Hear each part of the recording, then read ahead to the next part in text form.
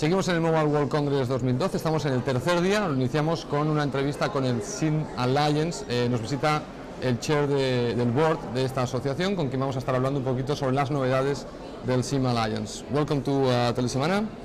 Thank you. So tell us what is new with the SIM Alliance, the latest, so our operators in Latin America can learn firsthand what's happening at the Alliance. Well, maybe SIM Alliance is an organization representing 95% of the volumes of the SIM which are sold each year. We have 12 members, and what we all have seen in the past months and since the beginning of the SIM is a nice evolution from the SIM being just a token of authentication on a network to becoming much more a platform for applications, and especially a secured platform for applications, which enables, thanks to some technologies such as SAT, which has been developed by the SIM Alliance, to provide information on demand from the SIM, or mobile banking, mobile financial services. And this token of security, which was only for the network, now becomes a token of security for new value-added types of services.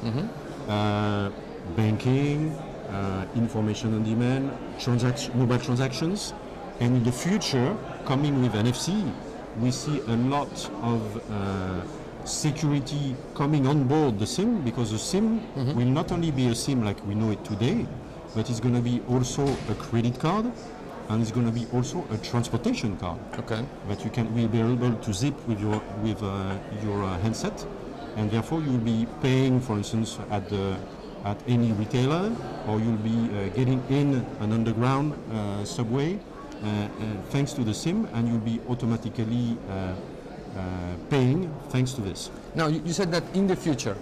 For some reason I thought that NFC was already here. It's already here, indeed, in Western Europe, in Japan and in Korea. It has started. It's coming this year. Okay. But to the SIM or to Europe and the US? To the SIM. Okay. To the SIM, yes. Most, if not all, the rollout of NFC will be based on the SIM. The GSMA has been announcing that 45 mobile network operators will roll out NFC on the SIM, because they want to make sure that this is secured and that the business model will be easy to roll out thanks to the big capability of the mobile network operators. So the SIM will be deployed with NFC this year. It is already the case last year in North Asia, in Japan and Korea. It is in the US in the second half of this year, and in Western Europe in H1 this year. Okay, now that we're seeing a lot of smartphones, what is the evolution of the SIM? Where is it going in terms of, allowing all these devices with massive capabilities? The SIM used to play a role even to store stuff, but now these devices are coming with a lot of gigabytes of storage and things like that. So where is the SIM going in terms of technological evolution? It's right, absolutely. So smartphones are coming. Still, they're not enabling everybody. Not everybody can buy a smartphone. They are still very expensive, although the price point is coming down. So the role of the SIM within a smartphone is even more important than currently. Okay. Because, for instance, if you take an NFC smartphone, all the Visa applications, the MasterCard application, the American Express applications, all the security that you will be needing for transactions, for mobile payment, or for transportation, your transportation card for the underground, for the bus, whatever, will be embedded in the SIM. It will be downloaded into the SIM, and all the security part of an application will be in the SIM. The user interface will reside in the phone, in the smartphone indeed, because it's much easier to control the user interface from the smartphone.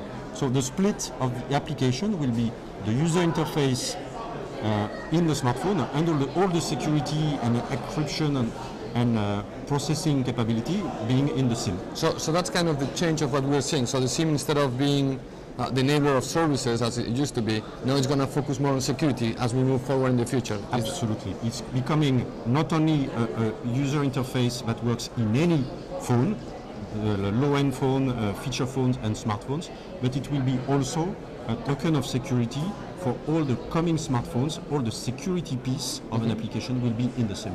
Okay. Now we're seeing some operators in the world that perhaps 2 years ago started selling only SIMs. at least in Latin America, they started a strategy of selling SIMs instead of just the handset. Is this something that we're going to see more in the future, or do you think this is just a momentum that some operators in emerging markets started as a strategy which is very, specific of a particular time in their evolution of attracting new users? It is certainly happening today, mainly in emerging markets, but also in the Western world or in more mature markets.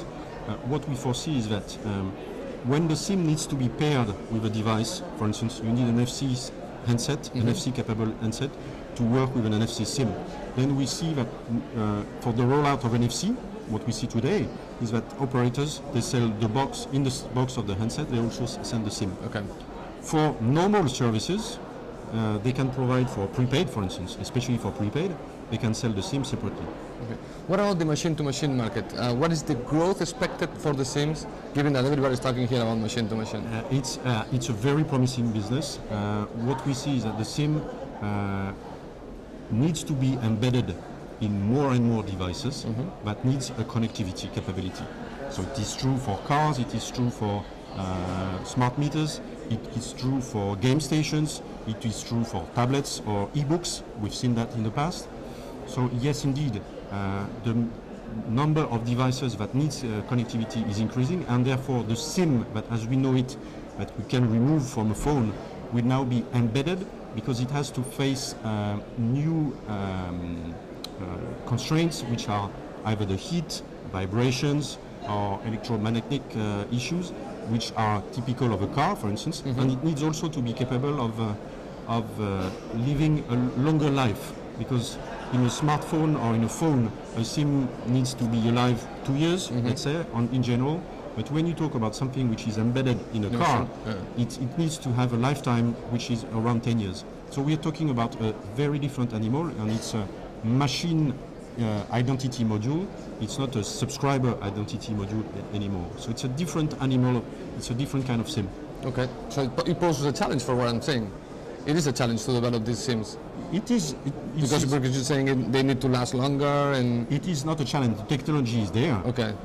It is currently being rolled out. Okay. There are many more cars now being rolled out with a connectivity capability for either equal capability or tracking capability, or just to provide an internet connection on a dashboard, and therefore you need connectivity. So this is already available, and we see volumes of machine identity modules being larger and larger, and more device manufacturers, car manufacturers, or M2M service provider, as we call them, going to mobile network operators asking for connectivity. Okay, in what year do you expect to have more SIMs for machine-to-machine than SIMs for humans? That's a very difficult question. Okay.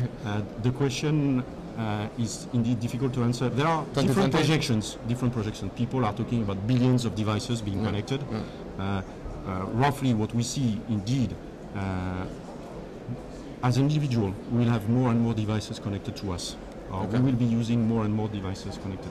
But in which year we will have more smart machines connected than the phones, I think it's going to take some years.